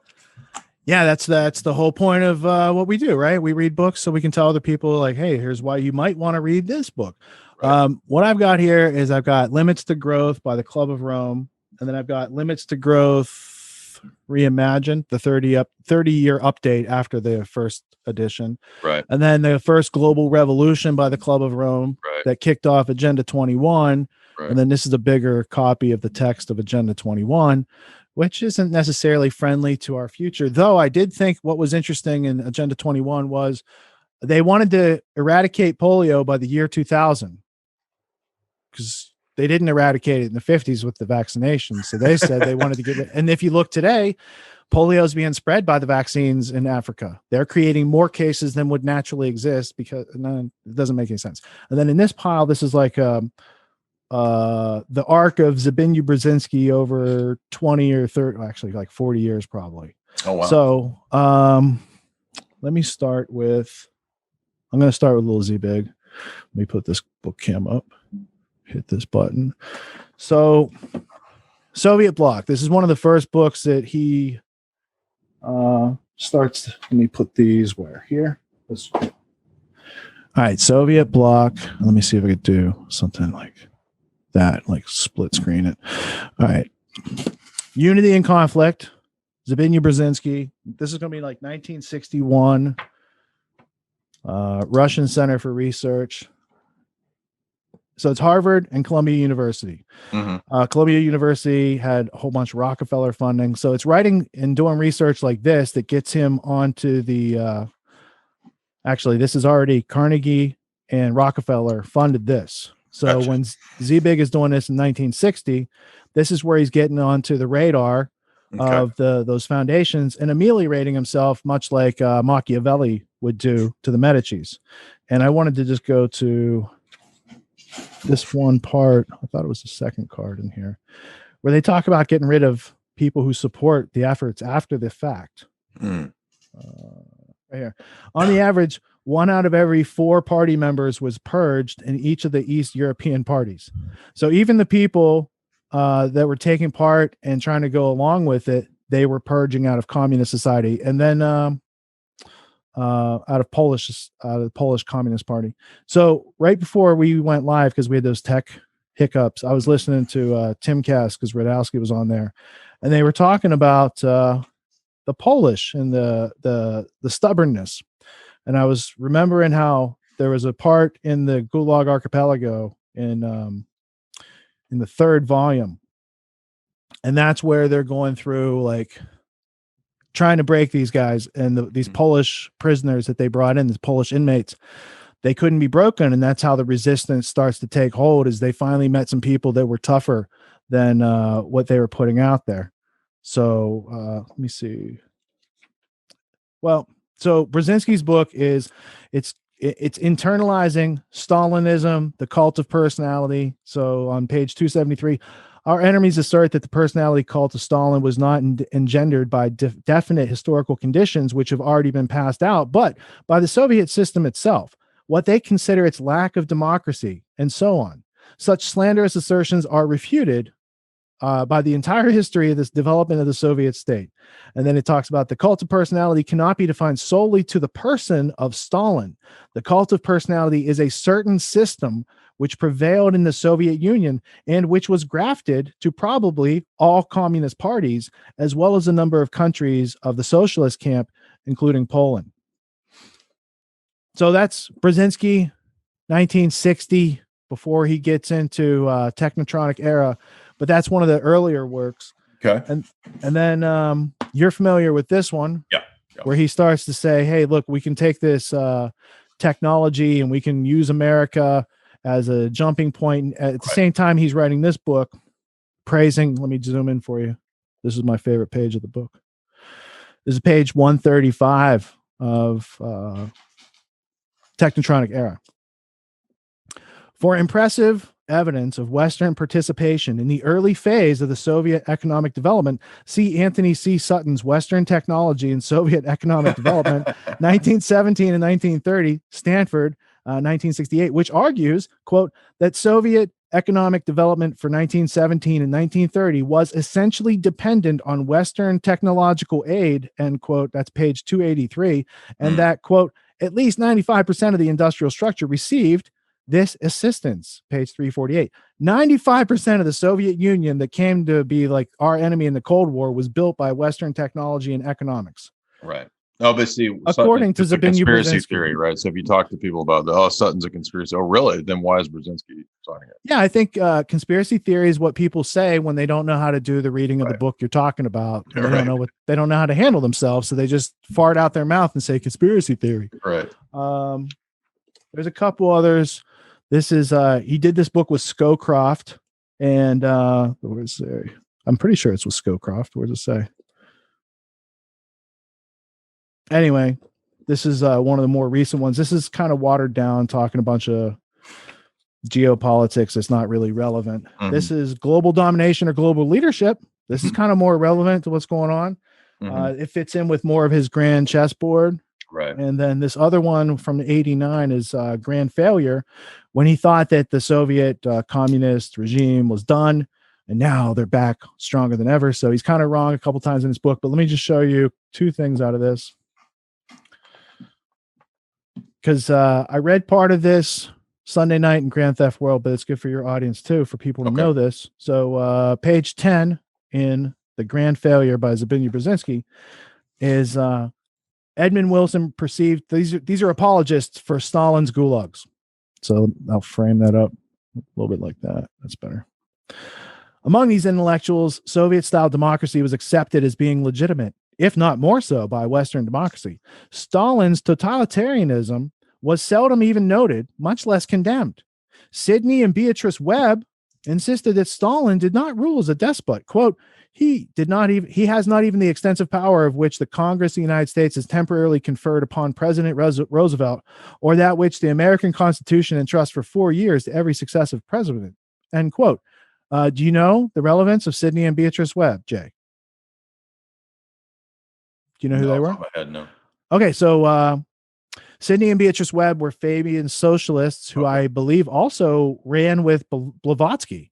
So it's the esoteric connection of their spirituality plus the political aspect of Fabian socialism represented in Sidney and Beatrice Webb, his wife, who are part of the Cliveden set, I believe. Is Beatrice Webb the woman that wrote that book about global government? She has a New World Order book. Probably. Okay. Yeah. And then here's another piece. This unqualified admiration of the Soviet system under Stalin extended even to the Gulag. So here's some apologists for the Gulags. Dr. J.L. Gillen, a one-time president of the American Sociological Society, wrote, quote, "It is clear that the system is devised to correct the offender and return him to society," end quote. Harold Lasky, the British political economist, concurs, writing that he detected in the Soviet system an quote, insistence that the prisoner must live, so far as conditions make it possible, a full and self-respecting life, end quote. A longtime journalist on Soviet affairs, Maurice Hindus, took the claim even further. Quote, "Vindictiveness, punishment, torture, severity, humiliation have no place in this system," end quote. And then here's the money shot. George Bernard Shaw even noted an element of voluntarism in Stalin's system of labor camps, writing, quote, "In England, a delinquent enters jail as an ordinary man and comes out a criminal type, whereas in Russia, he enters as a criminal type and would come out an ordinary man, but for the difficulty of inducing him to come out at all. As far as I could make out, they could stay as long as they liked," end quote. The initial fascination with the Soviet effort to build a new society during the 1930s, like this was their Great Reset, reflected in these blissfully misguided guided views and gained an enormous boost with Stalin's defeat of Hitler. Even the ensuing Cold War could not disabuse many Western intellectuals of their romance with the communist reconstruction of society. A reconstruction of society is a Great Reset. Page 11. I can even probably... Wow. Page 11. Though America emerged during the century as the dominant global power, and though the American way of life exuded incomparably greater tangible attraction, America was widely and unfairly perceived as engaging in a defensive holding action, futilely seeking to stem history's inevitable tide. It was the spread of communism to Central Europe and to China that so fundamentally transformed global politics, that dominated intellectual discourse, and seemed to represent the augury of history. Now, how did they get this communist revolution in China? Right. The Rockefeller Foundation and these other nonprofit foundations helped to sponsor it. And then they had already set up the medical system. So when you do like the Rockefeller system of medicine being brought into China in like 1917, 1918. This is how Mao is a Yali, right? Yale in China. Yeah. And so there's a lot. I mean, there's a whole bunch more Brzezinski stuff, but I just wanted to kind of show like this thing that's going on today as far as this romance with communism has happened before with 50 million people being killed in Russia and 100 million being killed in China. According to some estimates, you got tens of millions plus or minus either way. But the democide study by the University of Hawaii cites that there's a whole bunch, there's 300 million deaths in the 20th century caused by government, not through war, just people like governments killing their own people. That's what democide is, right? So without knowing that history, I guess you couldn't see what would be going on, like that might lead to it, right? But the censorship is one, and then the heavy propaganda where they're undoing 300 years of individual rights and freedom and liberty that have been worked out philosophically non-contradictory. And they say, yeah, we don't need to. We're just going to use violence and force and oppression because it's an intellectually bankrupt side to try to rule over other people in the first place. So you can expect them to raise the level of violence as people start to think for themselves. And that's what they've done. Could we change gears and move to, because I know we've been going for a little while now. I don't know exactly how long we've been going, but I'd like to touch on the psychological warfare involved in the alien nonsense. And the reason we're talking about this is that I think it does. I don't believe in aliens, first of all. I don't believe in extraterrestrial beings. We're going to lay aside the metaphysical questions like we did earlier when we were looking at religion as a tool to be manipulated by the elites. The alien mythos is another tool to be manipulated by the elites. I know that the Jay's Analysis audience has heard me this week. For example, there's a great academic book, The Lure of the Edge, which is a professor named Brenda Densler, and she just has a book about the history of religious beliefs and UFO cults. And amazingly, there's a chapter that I cited in my book about the Brookings Institute in the 1960s, talking about how if there were the mythology and the story of an alien mythos that was promoted to the West, it would reorganize the entire West's religio-political system. They would dispense with Christianity and move into something new, because aliens would call into question all the whole, previous biblical story, right? Now, whether you believe the Bible or not, the point is that this is an attempt to engineer the mythos of the West into something akin to alien gibberish, which is really just a cult that the elite would control. For example, if you've read Isaac Asimov's Foundation series, then you know that there's a religion that the elite create that the AI is behind, right? So there's AI, and they just tell everybody that it's this religious thing, but it's really just technology. So in the same way, there's this story about aliens that fits perfectly with a new way to explain man and man's origins and this kind of stuff. And Klaus says, get ready, because in the next few years, connected with the rest of the Great Reset, there's going to be the discovery of alien life. Now, I believe that this is just a decades-long plan, as the Brookings Institute says, to re-engineer Western society, changing images of man. What better way to include in that a bunch of alien gibberish and psychological warfare through alien nonsense that actually ties into, believe it or not, the Cold War. I'm not saying aliens are real, but let me give you an example. So we have promise in the last several months that the Pentagon's going to release all the UFO files. The CIA is going to release all that. So one of the files that was sent to me today from a reader is a declassified document from the 80s, sometime during Gorbachev. I don't think it has a specific date on it. But it's talking about Gorbachev, and it's talking about the KGB and the discovery of a saucer. Now, I don't actually believe that there was an alien crash that was discovered, like another Roswell in the 80s. But a lot of fiction has promoted that there was some kind of alien nonsense going on with the Cold War, and that the West and the Soviets were racing to try to discover and decode the alien technology that they had and all this nonsense. And here we have one of the documents in this drop, this limited hangout drop, that says precisely this: the Soviets have discovered a saucer, and what are we going to do in Washington? And this is just obvious, in my view, bullshit that backs up, right, as a cover, a whole bunch of different possible uses, right? It could be a cover for running drugs. It could be a cover for a black op that they wanted to do about, and aliens are a smoke screen, right? So a lot of different uses for this kind of stuff. But I think the alien mythos is just a classic version of a government-created story, government-created narrative. Mirage Men, the documentary I recommended to you last time, goes into this. It goes into how disinformation creates these stories and manipulates them to do a lot of different things. What's your take on this alien crap? I have looked at human history back for thousands of years of what's available, right? So I've looked not just at the time I'm living in from 1973 to present. I've looked at my parents' generation, my grandparents' generation. I've looked at what's available. I have not seen evidence of aliens in the history, artifacts, evidence that I have seen.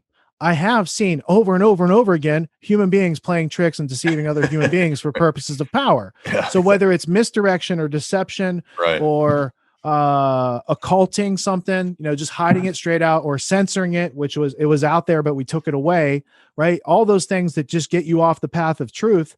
That's control. Anytime that they can get you to believe something is not true, it's a form of control. Thus, national security, thus propagandizing people from the government down after 2014 when they repealed that law and said that the government can legally propagandize its own citizens. Which the Smith-Mundt Act. Right. Yes. The Smith-Mundt Act. Thank you for being so on point right there. And these types of, those are like, when you remove the act, it's like ordering up the bombers. And when, World War II metaphor of a bunch of planes about to take off. And then the carpet bombing of preparing Dresden is the censorship. And then they can come in with infantry forces, which is the propaganda and the contact tracing, track trace database culture that Eric Schmidt and the rest of the technologists and technocrats and technopolists have in plan for everybody. Yes, and the other thing too, so many times the people involved in these this alien mythos and story, you just go into who these people are, like, and I'm not trying to be mean to people, but when we go into people like Jacques Vallée and we see his background and we see that, he's working literally for the highest levels of the deep state. What about Dr. Stephen Greer? It's not like I never look into these things. I'm always like, why are people so interested? Like, what is the evidence that's holding their attention? That's what I'm always trying to find. Like, why is it always a bunch of like bullshit, like, and con artists, right? There's never. History Channel was bad enough when it was all about Hitler and World War II all the time. But then when it went to ancient aliens, I was just like, what is going on here? Because that's my issue is an unidentified flying object, a UFO. There's nothing to talk about. It's not identified yet. We can't even have a meaningful conversation unless there's identification. That's a primary action of identity. It's like the metaphysics and epistemology. If we don't have that, we can't get to the logic. And so there are artifacts and claims, but as far as seeing hard evidences, like this definitely came from another civilization or another life entity off planet. And it's not just made something. If you look at Roswell, for instance, there's a bunch of plausible answers that are not the official story. Right. There's Russian experiments, and they drop some of their mutated human hybrids, from 100,000 feet and let it crash, and people find it and they think that's psychological warfare. Well, my favorite, I don't have any theories out there, but if I had a theory about aliens, I would have to say, because I don't have evidence, so I would have to have a theory. I would say the Roswell incident is more likely Northrop Grumman or Lockheed Martin of the year 2063 sending themselves a package and like, hey fellas, reverse engineer this and make yourself some silicon chips and transistors and a whole bunch of other technology that pops up in 1947, 48, and 50 that comes out of nowhere. Like, there is something interesting about that, but I'm not making a claim. I'm wondering. Well, I mean, just to kind of, before we even can speculate like that, like if I read Jacques Vallée's book and he says, as a person, as an quote insider and a person who is deeply involved in this alien narrative, I mean, he says right away at the conclusion of the book, oh, by the way, Bob Lazar and some of these famous stories, they're all bullshit. Right. He says you've got intelligence people connected to Iran-Contra, connected to Watergate, and they're the people that we're going to listen to about, this nonsense of aliens. He admits that groups like MUFON and NICAP are spying on people, that they're just cutouts. He admits that intelligence agencies have created and manipulated countless UFO cults and groups. He talks Project about Bluebeam and all the stuff they've done over the years. So if the people from the alien bullshit, themselves admit that it's rife with bullshit. I mean, where can we go from here other than to? Well, I mean, as a for instance, just as my critical thinking goes on, I thought it'd be good to share. Like when you say that guy says Stephen Greer is full of shit, I said that's an interesting claim. What is the evidence for that, right? Because I've listened to Stephen Greer on. No, he Joe says Rogan. Bob Lazar. Oh, Bob Lazar. But sorry, Bob Lazar. That's who I was thinking of anyway. Right.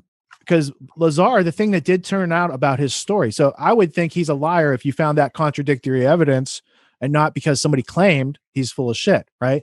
But the thing that I thought was interesting, because I was incredulous. So I was like, what's this guy got to say? When he had described that element that wasn't publicly known, and now it is like, so he made this claim in the 80s about this element. Right. Out of antimatter. Yeah. And now that is a recognized thing that they can create for a few seconds at a time or microseconds. It's on the chart. It's on the periodic table now. So I don't know about the rest of what he said, but how I see something like what is Area 51? It's a filing cabinet for technology that people aren't allowed to have right now. Yeah, no, well, it can be. So where did it come from? Where does it go? Who has actual ownership over those filing cabinets? I don't know. Well, that's what I'm saying. Like most of us don't know that. We're probably never going to know that. What I'm getting at, and I was just summarizing what Vali says. To be specific, what he says about Bob Lazar was that he affirms the fact that so Bob Lazar was claiming to have this advanced technology that came from aliens and this kind of stuff that was reverse engineered. He says, but the problem is that this person is not credible because he was running a bordello in Nevada, right? This kind of stuff. So and my point is that if you watch Mirage Men, that what that documentary shows is that they will pick people susceptible to belief in these kinds of narratives, even if they're a scientist. Just because you're a scientist doesn't mean that you're not susceptible to being manipulated by intelligence agencies, and you can be a perfect dupe to be a funnel for disinfo. That's the whole point. So of there's a name for that, right? So let's name it. It's called his name was Murray Gell-Mann. I think it's hyphenated, GELL-MANN. And he's having a conversation with Michael Crichton one time. And the observation was when you're they were like, hey, when I read something that I'm a specialist in the New York Times, I can pick it apart. Like they're wrong in all these areas, but I believe everything else in the newspaper because I'm not a specialist in that area. Right. So it's this, so they came up with it and they're like, yeah, well, we need a name for it. So they just call it I think it's called the Gell-Mann effect. And, that's where you're an expert in your area. So you could say, like, if you're an epidemiologist, you're probably critical of Fauci, but you believe everything Mike Pompeo has to say because you don't have depth in that area. And that's another purpose of the PhD system is to keep everyone expert in their area. Yeah, and you have all these like pyramids, right? Well, there's all this other information that fills in those gaps that nobody talks about and does have continuity at a higher level, but they don't want PhDs to know that. So it's like climb to the top of the mountain and now prove the thesis based on the other person's thesis and approval.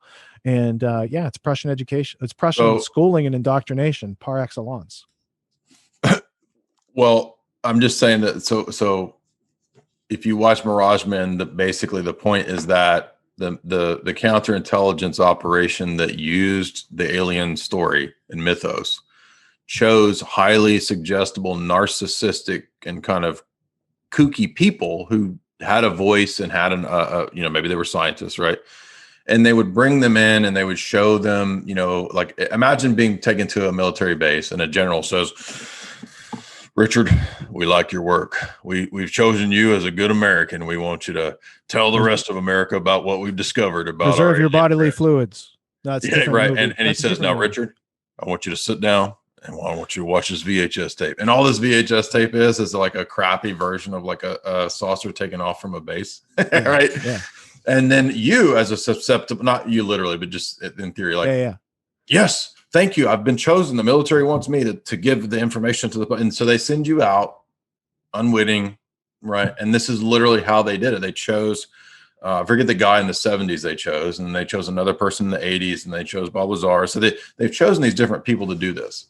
And what I appreciate about Jacques Vallée is that he says, look, the people that choose these people to put this stuff out, the people that are running this alien UFO stuff, are the same people that were behind MK Ultra, the same people that did COINTELPRO, the same people that did Iran Contra, the same people that were behind Watergate. And the same people that run the Terror Factory. There you go. Yeah. All right. So this is the Terror Factory, and the idea is that I was trying to find the stat. Is there a stat on it? Because it was like 15 out of 22 post 9/11 terrorist attacks were drummed up by this group of people. So let me just read this real quick. A groundbreaking work of investigative journalism, the Terror Factory, inside the FBI's manufactured war on terrorism, exposes how the FBI has, under the guise of engaging in counterterrorism, that's what you're talking about, since 9/11, built a network of more than 15,000 informants whose primary purpose is to infiltrate Muslim communities and create and fabricate or facilitate phony terrorist plots that the Bureau can then claim that it's winning the war on terror. So was there a stat? No, you have to actually read the book to get into the stat. But the fact that this goes on, that this is a thing, that it's written about and known, and so they make patsies. They find people who are mentally weak, right, who are religious zealots, who don't have father figures, who may be from a different country, oftentimes from a different country, that can easily be preyed upon, and then they prey upon them, and then they get other people infected into that, and then they go in and sweep them up, and then they get a budget increase. And it's a well enough known phenomenon that there's a book on Amazon that you can still buy, written by a reputable journalist. So those type of facts that was don't on really compute for most people, but that's how the world works. Front page of the New York Times 4, 5, 6 years ago. Most terror plots created by FBI. Famous thing. Alex harped on it for months and months and months. Go look that up. They just had that proof today that came out that said Obama funded ISIS adjacent factions, and that they knew that because they learned it from the British intelligence, who's been they've been grooming Arabs since like the 1900s. Exactly, early Muslim 1900s. Read Robert Lawrence of Arabia. Right, Lawrence of Arabia. T. Lawrence. Read Mark Curtis's book, Secret Affairs. He's a royalist. That's an Royal excellent Institute book. That is a great book. And he just, as a Royal Institute for International Affairs researcher, says, yeah, of course, this is all foisted by the British Empire. Of course, it's 100 years of Bin this. Laden had a headquarters in London in 96, and they knew about it, just like they knew about the Japanese going to attack Pearl Harbor. Don't forget, too, in terms of foreknowledge, Lusitania. Bamford's NSA book says. Oh, for sure. I got that. Yeah. They were watching these guys the whole time. That was one of my first books that I started reading on these topics back in the day, because it was one of the first available, was Bamford's books. I got both of those. I don't remember when the first one was printed, but I didn't catch it until like 2001 or 2002. Whenever A Body of Secrets, I think, was the first one I read, and then I went back and read the other one. Yeah, it's good that people are able to get that information out, but I don't see a lot of people changing their actions because of it. Like Bamford's like, hey, these people are spying on you. And Snowden's like, hey, these people are definitely spying on you. And everyone's like, but we love free Facebook and Google and all this stuff. I heard Burma's complaining tonight about, I guess he's been using Chrome and he's not getting good search results. And I'm like, dude, you got to use Brave and DuckDuckGo or something to actually get real search results, which are still available. Thankfully, if you use a different engine, Google is not a search engine. It doesn't work anymore. Yeah, it gives you. It's purposely there to hide stuff. It's an occulting engine. It's there to hide the useful information from you when you're looking for it. Well, thank you, Richard. That kind of covers the groundwork of what I wanted to get into in a part two, a follow up. So much positive response on part one. Couple books that I mean, not to you, but just to the audience that are forgotten, books that people overlook. For me, I don't know. Let's see. You want to throw out a few more? Like, I would recommend anybody. What'd you say? I missed it. I'm sorry. I said I might be interested. What kind of books you got? I know you probably know these, but a lot of people have overlooked Ghost in the Machine by Kessler. This is a big tell-all, mainly for the last couple chapters. Now, I did a whole talk on the book, but he also wrote 13th Tribe, right? Exactly. Right. Arthur and Kessler. He was a communist who just went right into being Order of the British Empire. Amazing how those commies are just so tight with these British elitists, right? H.G. Wells, communist. It's almost like the monarchy created it to kill its enemies. Yeah. Like like it's economic warfare. At the same way they have biological warfare, they have economical warfare, and that's one of the agents. It's a crown agent. Kessler says things like, we can go back, we can do like the Illuminists and the Jacobins said in the French Revolution. We need to have a a year zero where everything resets and starts over. He's got year zero. Yeah, it's a great reset. Exactly. And then he goes on to say that human sacrifice, these kinds of ancient practices, were just nature operating, right? Man's just a mutation of nature. Nothing wrong with human sacrifice. And then he goes on to conclude the book by saying genetic modification and drugging of the water and mass pilling of the masses is perfectly natural. He says it will be the first phase of the depop operation, and he says it will be done as alchemy. So he says literally, he says, you want to know what alchemy is? Alchemy is the mutating of man by big pharma at the top of the pyramid in the public's water supply, and by giving them pills. That's phase one, he says, of the depopulation operation. Another one that's overlooked that people, Fritjof Capra's Turning Point. I'm glad my buddy John told me to get into this one. It looked long and boring. But he says that... Did he write that after the Tao of Physics? I forget which one's first. This is after, yeah, Tao, because it says he's the author of Tao of Physics. And Fritjof is one of these big kind of green guys. And he says that when you understand what Kessler's talking about, he cites Kessler. He says, when you understand the holistic view of man as a one cell in the organism of Gaia, then you'll understand that we have to move away from individual rights and the idea of an individual. How convenient. Yeah. Those people made up ecology too. So just the notion. Yeah, that's his whole religion is ecology. Yeah. Right. And he says, get this as a crazy part. He says that the way that this new system will come in is medicine. He says medicine will be the key angle that this will be brought in. Nobody will even notice it, right? Everybody's going to go, the government's going to bring it. The government's going to bring it secretly via the medicine side of things. So here we are. Capra was totally on point as one of the proponents of this system. So was Aldous Huxley when he said, you guys are going to learn to love your servitude, and we're going to, we're going to give you a little pharmakia for it. You'll be fine. Exactly right. The medical pharma system. Another one I know you know about, but everyone should be familiar with Soldiers of Reason. Alex Abea's detailing of the Rand Corporation as the premier think tank that basically created the American empire. I love the fact that at the end of the book, he says, if you don't like modern imperial America, then you don't like Rand, and Rand created modern imperial America. This was the brains behind Dr. Strangelove stuff, right? Getting us the Anglo-American establishment's research and development. So R&D is Rand Corporation, and that's where the Pentagon Papers came from back.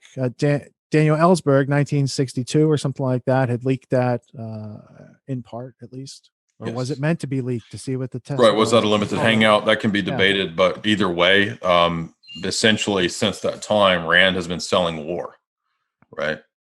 They came up with the idea of Obamacare. They came up with the idea of a consumer society. They came up with the idea of Desert Storm as the first televised 24-hour CNN war. Yeah. All that's Rand Corporation stuff. Yeah. Yeah, they're fascinating. Again, adjacent, not on a lot of people's radar organization that has a high amount of influence. And so maybe the Area 51, maybe it wasn't Lockheed or Northrop, or, could be Rand that owns that eventually and has their pieces stored in there that they send back. I don't know. Everybody should be very familiar with Game of Nations by Miles Copeland, because as I think I mentioned this one last time, but I forgot that at the beginning he says, remember the report from Iron Mountain, this classic of conspiracy lore? Yeah. Oh, by the way, that's real. He says this was a real thing. Now, the report from Iron Mountain is a bit of a satirized thing. But yes. Based on a real thing. Yes. And it's the satire is written by Lewin, I think his name was. But there was a real meeting of the corporate elite and the deep state elite that said, we're going to have to create this shadow government to lead us into the depopulated global government. And by the way, as you know, again, who does he recommend everybody read at the end of this spy biography? Or you think he's going to tell you to go read Ian Fleming or watch James? No. He says, go read Bertrand Russell. Yeah. Want to understand where we're going as a CIA operative in Syria and Egypt. He says, and he played in the new great game. He was part of that pre or post World War II internationalization of espionage of the CIA variety. and he was part of the double cross system. Oh, excellent. Yeah. Right. I got to get that double cross book. I don't have that. Yeah, you can only find it used. So on Amazon or ABE, American Book Exchange. So it's called the Double Cross System. His name is John Cecil Masterman. It has a foreword by Norman Pearson, who's an Anglo-American X2. Like he's a trader who works for the Empire but lives in America and works at Yale. And so he gave credence to Masterman's memoirs written in 1973, I think. Everybody needs to read this one. You want to understand what the Stabbies are? That's a great book. What the Stabbies are about. Yeah. Here is the mastermind of Stabbies telling you what they're about. So yeah, he's a little bit of a sociopath, that guy, isn't he? Oh, yeah. I mean, that guy's wild. And then they changed the definition. Like in COVID, I'm sorry, did I say that on the line?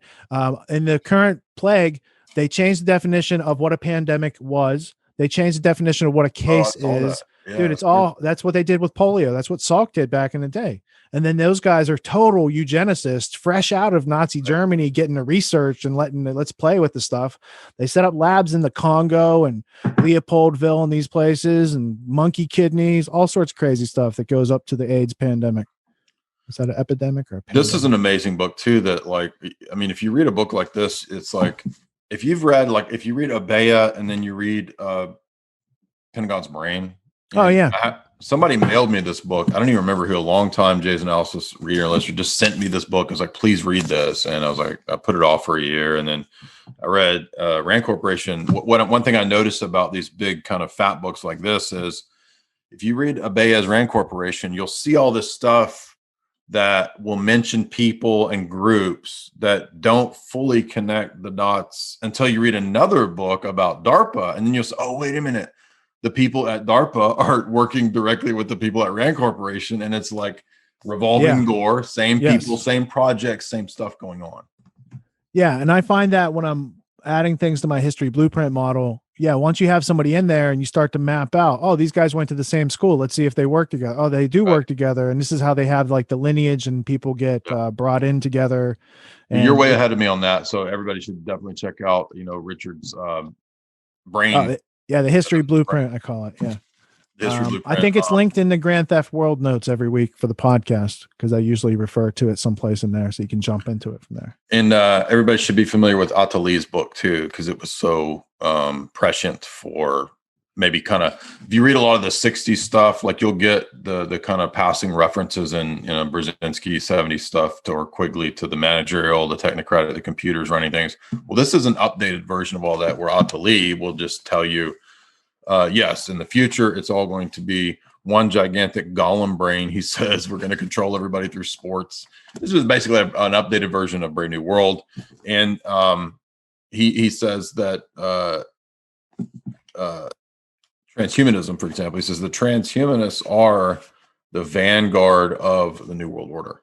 So if you want to understand what's really going on, here it is. This is what it's all about. Transhumanism, vanguard of the New World Order. So there's some really important books that. Yeah, they think they can play God. It just goes back to the same thing Malthus and these other guys were thinking, Darwin and T.H. Huxley and these guys. Any other key texts that you want us to because I wrote down about 4 or 5 of the ones you recommended. I don't have that Wisner book. I don't have that book on Operation Underworld. The Burton Hirsch book I need to get. New Great Game I need to get. So that's why I love talking to Richard. You get like free. You got the Gladio book, right? The books on Gladio. Yes, yeah, I've got those. There's let's see, The Chairman by Kai Bird. I don't have that one. Let's see, CIA and Occult Intelligence. You have that one. Yeah, I have that one. Yeah.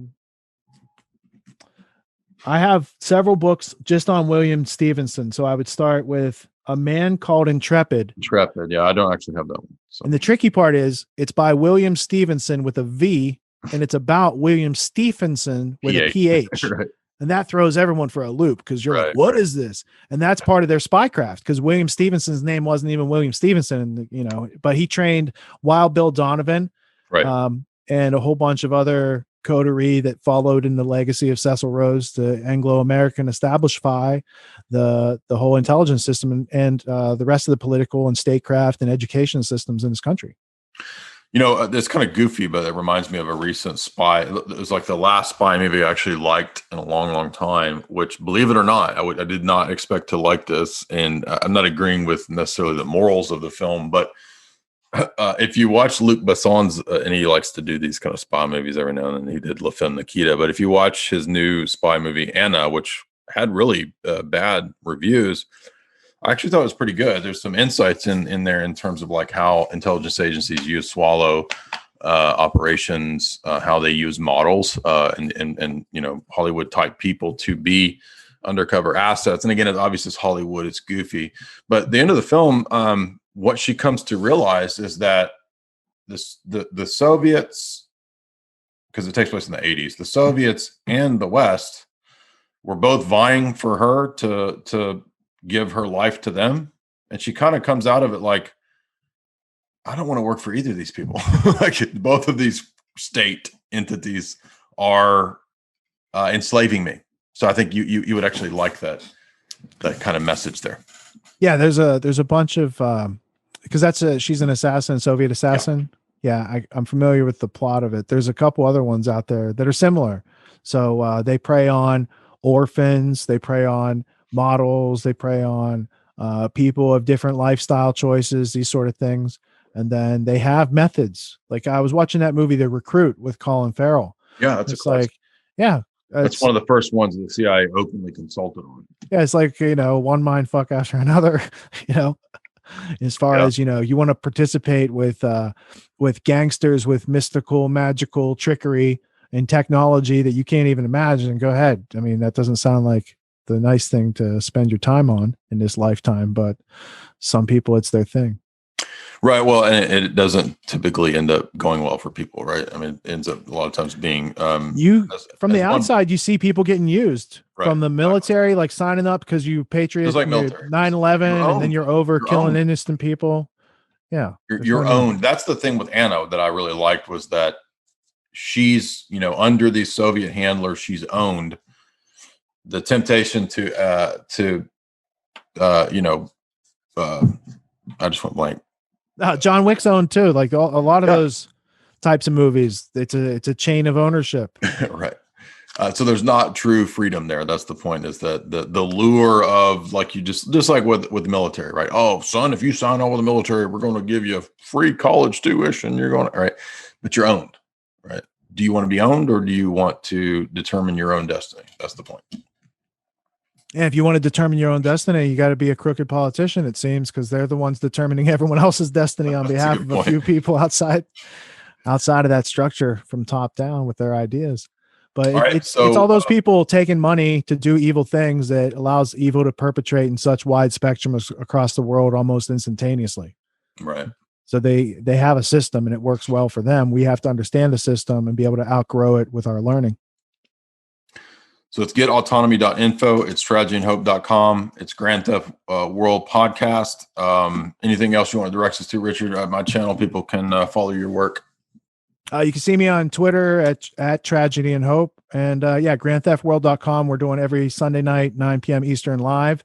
And then between time, I teach the autonomy course. And anyone on here, you're welcome to download. I brought you a gift, 19 skills that they don't teach in school. It's getautonomy.info/19 skills. It's easy enough. Thank you, Jay, for hosting. Have me on your show sometime. Yeah, I said earlier, I said, we'll have to have you on the Grand Theft World. I'd be honored. Now that we got part 2 out of the way, then we can go do some current events commentary. Yeah, I mean, people were like, dude, have Richard on every week. And it's like, well, that's up to Richard. I know he's a busy guy, but he's always welcome to come on my channel when I can get the tech to work. So yeah, when you get the tech to work, it's awesome. And I mean, between teaching a 6 or 7 hour lecture on Fridays and then Grand Theft World goes on for 5 hours on Sundays, I'm pretty talked out most of the time. So I'm happy to get together with someone else as conscious and literate as yourself, who can eloquently articulate his thoughts. And it's, I didn't know what we were going to talk about tonight, but we found plenty to talk about that was interesting and substantial and meaningful. And Grand Theft World, I'll have you on there. Sean wanted to be on there too. Maybe I'll have you guys on there together. We'll have a little round table. Sure. Yeah. Whatever's cool, man. Thank you, Richard. Much appreciated. And everybody follow Richard and his work and subscribe to Jay's Analysis. And of course, purchase my books if you don't have them. Yeah, you should read Jay's books for sure. I have them. Thank you. Yeah, dude. All right, man. Awesome. Thank you. Thank you, man.